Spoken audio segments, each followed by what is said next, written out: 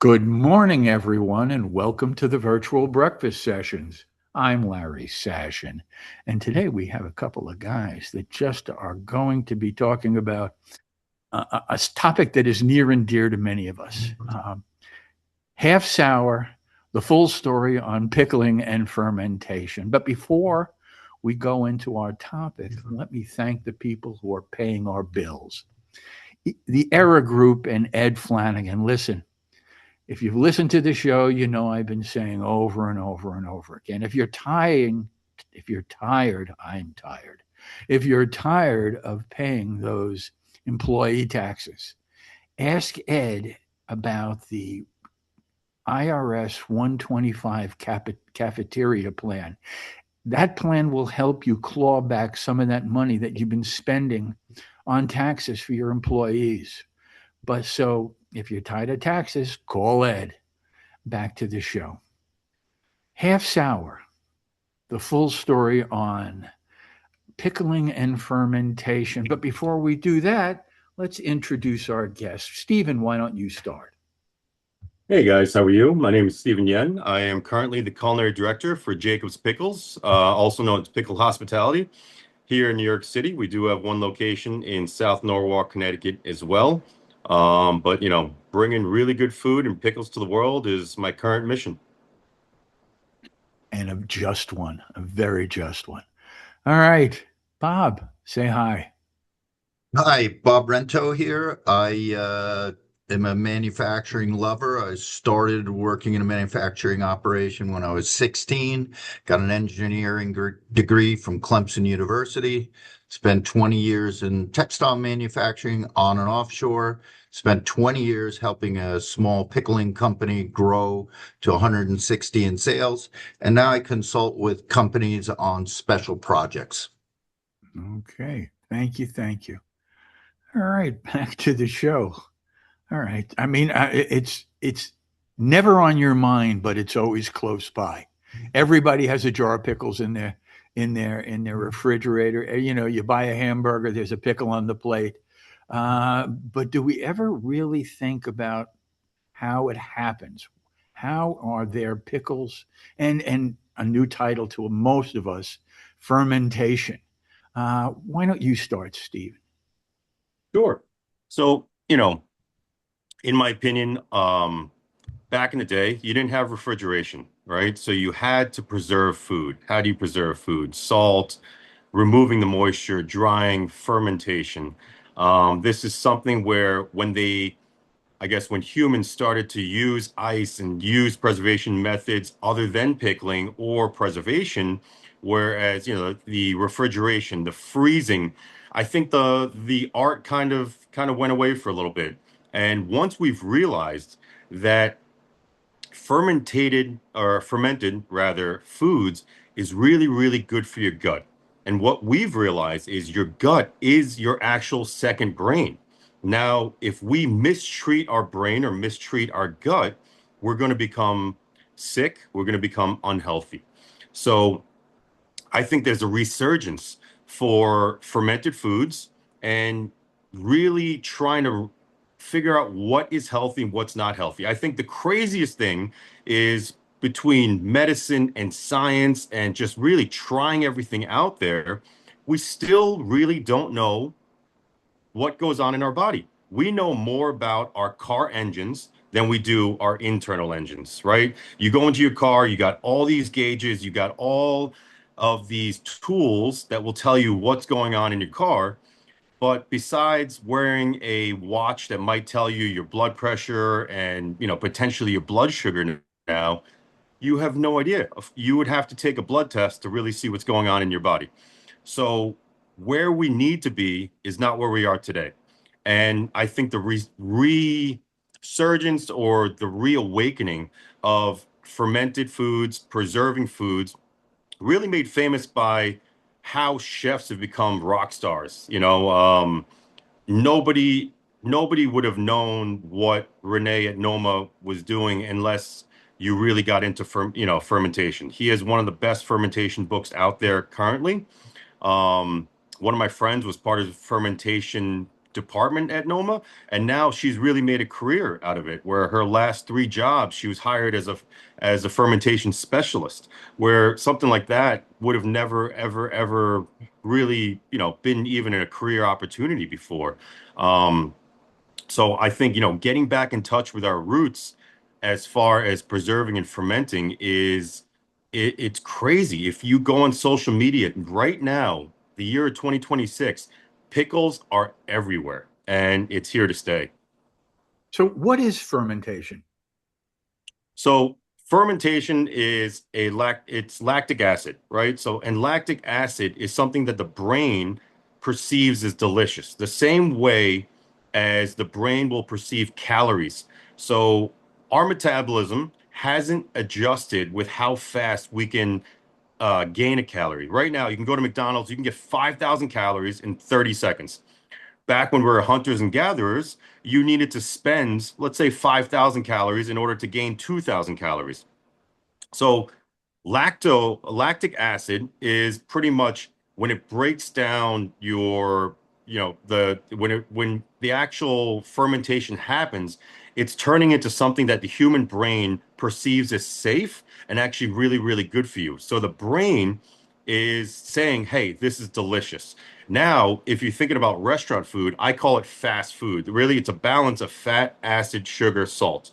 So now you're hitting almost everything besides a fat. But what you really need to realize is these pickles is really cleansing your palate as far as from a culinary perspective. If you're eating French food is really, really rich and it's designed to be eaten and you're supposed to have a little bit of white wine with it. That acid of the white wine is going to take off the fat off your tongue.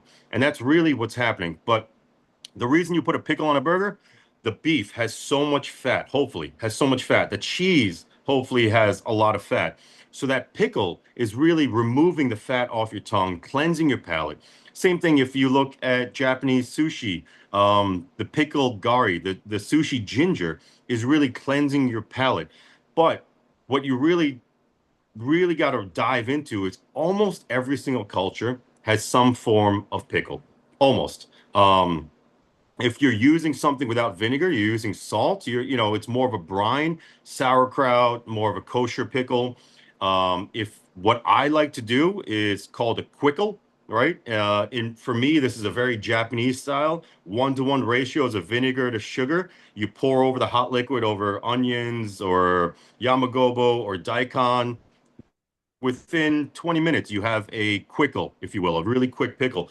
It doesn't really, a lacto fermentation will take, could be up to 2 weeks, depending on what you're really fermenting. But what you're really doing is breaking down this food to make it easier to digest, but it's also going to create probiotics. Look at kimchi. Kimchi is one of the best probiotics out there currently. And I don't know if this study is correct or not, but I read a study last week saying that kimchi is attaching itself to microplastics in your gut and removing that from your system.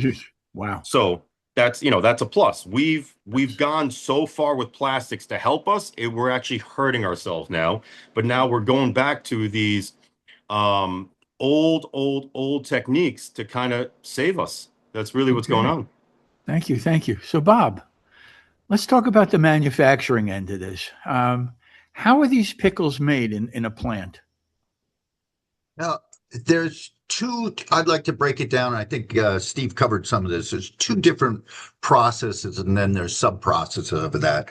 So the cold pack is out of the field, refrigerated truck, into a refrigerated plant, refrigerated brine, put in packaging, refrigerated the whole time. You get that super, super crisp pickle, but there's no probiotics in it. There is also, it's controlled by pH.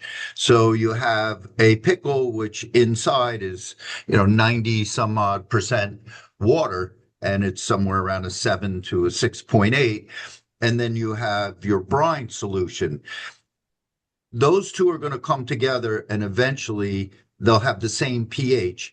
If you're going to have no bacteria, you need to be at 4.5 or less. So your brine is going to start off 2.1, to 3.4, so that equilibrium is below 4.5. And for those who actually do that at home, it's really, really easy to measure that so you're more consistent. Get one of those pool pH kits that have the 5 different colors on it, and you'll be able to see exactly where you are. You could pick that up for like less than $10. The lactose fermentation is done, and again, think of the old ships crossing the Atlantic back, 200 years ago, just in barrels. It's an anaerobic, non-oxygen fermentation, so the pickles cannot touch air. So something was usually put on top of the barrel to make sure they stayed down. They're also done in tank farms, which are on the fields of the cucumber farmers, and those are 20 feet high by 50 feet wide, and usually a tank farm will be anywhere from 200 to 250 tanks. So they take all their crops, dump them into a super saline solution. They may use them in 3 months, depending on the tank, 3 months to a year and a half. They just sit there, same thing. There's a cover over them so they can't get exposed to oxygen. And in both of these cases, they're able to gas themselves. So once they start fermenting, just like a beer in the beer processing, there's going to be gas given off as part of that process. So they have to be able to vent themselves freely. Versus at home, you would put it in a jar and just place the jar without screwing it down, and every once in a while opening it back up to let the gas out. And the process of a fermented pickle is pH neutral, and it never hits anything cold until it goes to the grocery store. And then it's, cold chain logistics. And that's the big difference between the two. And then your salt content, your pH, vinegar content, and whatever herbs and spices you use, that's up to the pickler to decide what they want, what they think is the best pickle out there. Okay, so you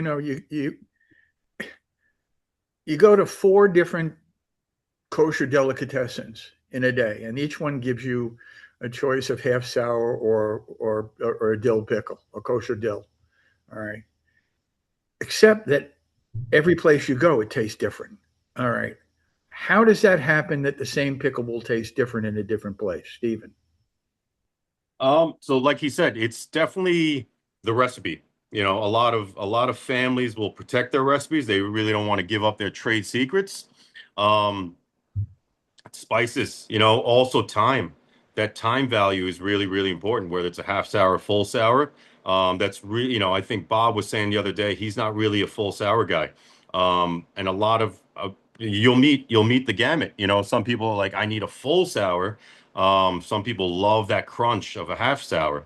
It really comes down, it's actually kind of funny because I actually have a question for Bob where how much does water come into play? Because some waters have different minerals, and some of those minerals are really alkaline. So then, are you then working against yourself since you're really looking for, a 4.5? Whereas, especially, let's say we're making pickles in the Dead Sea region, or let's say we're making pickles, different parts of the world will have different minerality and different salt contents in their water. So is it like a trade thing where everyone gets to a a neutral type of water, or is it just really regional? I guess that question would be for Bob.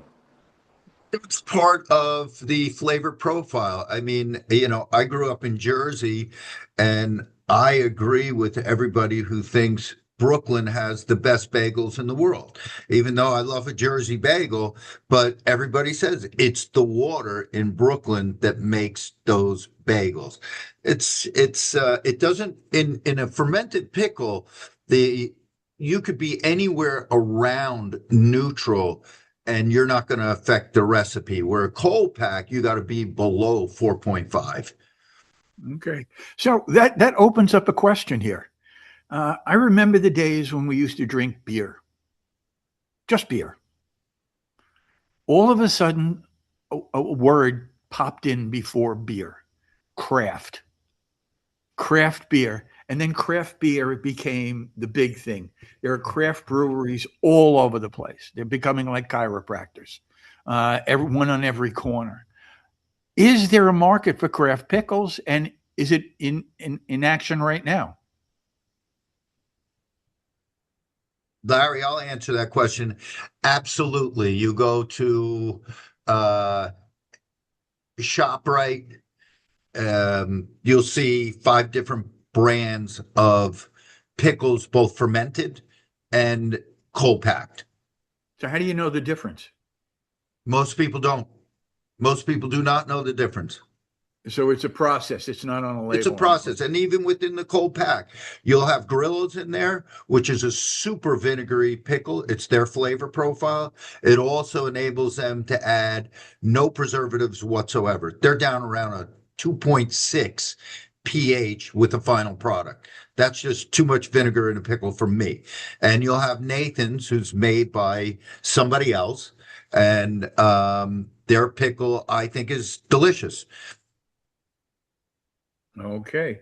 So, Stephen, what are we doing over at the pickle at Jacob's Pickles? What kind of pickles are they pushing out there? So, over the years, there's obviously been a lot of R&D. Currently, we have everything from hot sours to big dill. I mean, really something for everyone. And it's only growing. The reason I say it's only growing, because like Bob said, if you go to any grocery store, any specialty store, any store, you're going to see at least 3 different varieties of pickles. And like I said, if you go on social media right now, there's pickle chips, there's pickle ice cream, there's pickle popcorn, there's anything you could pickle, or anything you can combine a pickle flavoring with is being done currently. So now, if you start to bring in anything from Japanese style, Korean style, even Indian pickles are not your traditional what we think of as a kosher pickle. There's a little bit of preserving, there's a little bit of sun drying, there's a lot of spice influence. So if you're thinking of a lemon preserve, picture Mesopotamia. They're burying lemons with just salt, and it becomes a preserved lemon. That preserved lemon becomes a flavor profile for a lot of Persian, a lot of Middle Eastern foods where you want that little bit of tang. That that sweet and sour is very, very common in Middle Eastern and Asian cuisine. Like sweet and sour chicken and sweet and sour pork is the most common besides like General Tso's chicken I could possibly mention, and everyone will say, "Yeah, I know that." Thinking about spice blends in the Middle East, like I was just telling someone at work about sumac. Sumac is pretty much a very tangy, sour spice that brings a whole lot of flavor. When we cook in restaurants, we want you to take one bite and say, wow. So how do we do that? We first hit you with acid. And the easiest way to do that is to introduce some type of pickle. And if you go somewhere, the upsell from a server is always to use that word, these are house-made pickles or handcrafted or small batch. These are all marketing terms. Um, but it really comes down to pickles are, they're here to stay, but I'm excited for the next 5, 10, 15 years to see what's going to happen. There's a pickle beer now. The amount of marketing, right, that's come into the pickle world, and I think we spoke about this in another podcast where marketing is manipulation, right? Whether it's good or bad, it's coaching you, it is manipulating you to purchase something, right? So it could be really cool logo designs. It could be sponsorship from a spokesperson. You're like, hey, I love that basketball player and he loves X, Y, and Z pickles. I'm going to go buy those pickles because hopefully maybe one day I'm going to become that basketball player. So It's the pickles that did it. yeah, it's the pickles. But it really comes down to now with marketing. Before, I mean, the old, I would remember like the Vlasic, they had a stork, the guy would deliver the pickles like a baby. That was really, I would say, the first pickle commercials that, we started to see. And now I mean, there's companies out there where I think they spend all of their revenue on their marketing, and it's good. It's really, really good marketing. I went to the competitors pop-up yesterday. I went to Grillo's. Grillo's has a pop-up down on Rivington, and I had to go down to the Bowery to get some kitchen parts for a stove. And I was like, you know what? I'm 2 blocks away. Let me pop in. They were giving free pickle rides, their t-shirts, socks, and you name it. You become a walking advertisement for that pickle company. And it doesn't even need to be a good pickle, right? It's something where like Mountain Dew. Is Mountain Dew a good soda? No. Is their marketing amazing? It's incredible. So it's something where if the kids buy into it, you're producing the next generation of revenue stream for your product. Same thing with coffee in Japan. They knew Japanese didn't really drink coffee. They hit the kids with it first in the anime and all that. Now Japan is one of the biggest coffee drinkers. They produced an economy for themselves over the course of years, and it's the same thing that's happening with pickles, where we don't need refrigeration anymore, but we're still using it. Like pickles, technically, unless you said like it's cold packed, but a real pickle doesn't need to be refrigerated if it's done the right way. Right. So, is there a pickle flight that you can get at some place, or is there a tasting menu for pickles? Do you have one of those? Yeah, we do. We have 8 pickles currently. We do a tasting flight, or you can choose 4. We actually even have retail where as soon as you walk into Jacob's Pickles, you can just buy some pickles and then, go home, go to your friend's house. We also ship nationwide. We're really increasing our bandwidth on really direct to consumer. We are available at like Grace's Marketplace in the East Side, Schaller and Weber, which is one of the best, I would say, if not the best, one of the best producers of fine sausages and charcuterie. They carry our pickles, and we're always looking to expand. We really want Jacob's Pickles to be in every single grocery store because we believe our pickle to be some of the best pickles out there. And the greatest thing is there could be varieties of pickles, right? Just like there is so many different types of beverages, there's something for everybody, and there's a big enough market share for everyone. So, like Bob said, a very, very heavy vinegared pickle's not really for him, but we might meet someone who says, yeah, I love that pickle. There's definitely some types of fish that I love, and there's definitely some types of fish that my friends like that I don't really care for. So I think there's a huge marketplace, and I think, pickles are going to become everywhere. Like I can only imagine pickles become the next snack on an airplane, right? Forget the peanuts. Yeah, you mentioned. Larry, Yeah, I go ahead. just want to interject with one other thing too. It's which we haven't touched on. It's a guilt-free treat to have. You can sit there, there's almost 0 calories in a pickle. So you can sit there in front of the TV and polish off a half a jar and feel good about yourself. Yeah, and it's sorry that it's just a half hour, but we have only touched cucumbers and a couple other things. You mentioned the name, the marketing, Vita Herring. They used to Yeah. have the Vita Herring Maven on TV, the guy who spoke all about pickled herring, and it was a big thing in the 80s and 90s. The Vita Herring Maven. It's something that every Jewish kid was in our refrigerators. Vita pickled herring.